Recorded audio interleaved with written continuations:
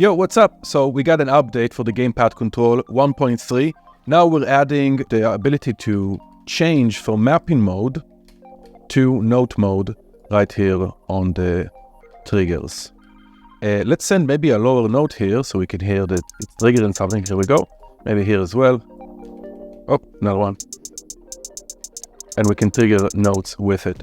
We also get, with this update, now an arcade stick preset. So let me first turn off the DualSense controller. Let's turn this on. And I'm gonna open up this arcade stick preset and just delete this. Let's drag the arcade.